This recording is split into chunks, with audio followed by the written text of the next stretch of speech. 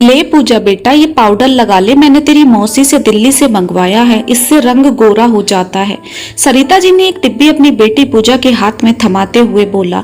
हे भगवान, आज मेरी बच्ची का रिश्ता पक्का कर देना। सरिता जी हाथ जोड़कर भगवान से प्रार्थना कर रही थी।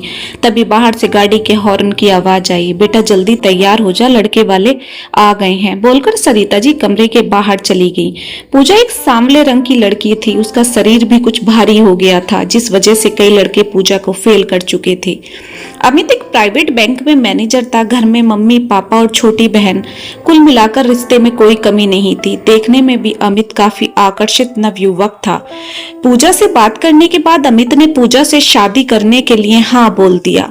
पूजा कुछ हैरान थी कि इतने स्मार्ट लड़के ने उससे शादी करने के लिए हाँ कैसे बोल दिया। खैर कुछ समय बाद पूजा और अमित की शादी हो गई। अमित और उसके घर वालों ने पूजा को दिल से स्वीकार किया। पूजा भी इतना अच्छा ससुराल पाकर खुश थी। धीरे धीरे घर परिवार की जिम्मेदारियां और बच्चों के बाद पूजा अपने आप पर ध्यान नहीं दे पाती थी, जिस वजह से पूजा का रंग और भी सांवला हो गया था और शरीर भी दिनों दिन भारी होता चला जा रहा था। लेकिन अमित का आकर्षण आज भी बरकरार था, जिस वजह से पूजा के मन में हीन भावना रहने लगी। मोबाइल में फिजूल की रील देखकर पूजा के मन में शक का कीड़ा भी कुलबुलाने लगा था। पूजा बात बात पर अमित पर शक करती। अमित पूजा को हमेशा समझाता कि उसने रंग रूप के कारण नहीं बल्कि उसके गुणों के कारण शादी की है, मगर वहम का कहीं कोई इलाज नहीं है। पूजा हर समय अमित पर नजर रखती। एक रोज अमित अपने बैंक की सहकर्मी से फोन पर वीडियो कॉल करके मुस्कुरा रहा था। पूजा ने वही बात पकड़ ली और सारे घर को सर पर उठा लिया। जब बात गाली गलौज और अपशब्द पर आ गई तो अमित का हाथ पूजा पर उठ गया। पूजा भी गुस्से में अपना बोरिया बिस्तरा उठाकर अपने मायके चली आई। सरिता जी ने अपनी बेटी को समझाने की बहुत कोशिश की, मगर पूजा ससुराल ना जाने की जिद पर अड़ी रही। धीरे धीरे पूजा को 2 महीने बीत गए।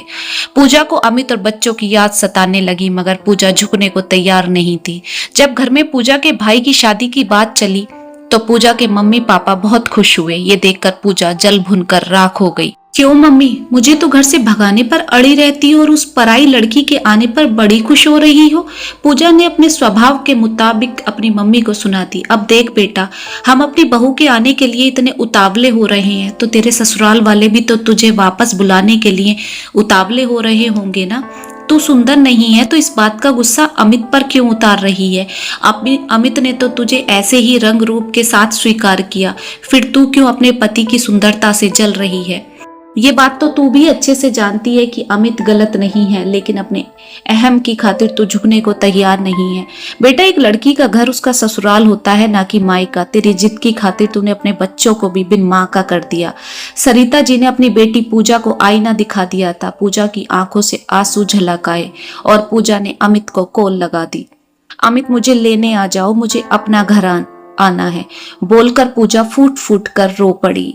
अगले दिन अमित पूजा को लेने आ गया। सरिता जी ने अपनी बेटी पूजा को खुशी खुशी विदा कर दिया।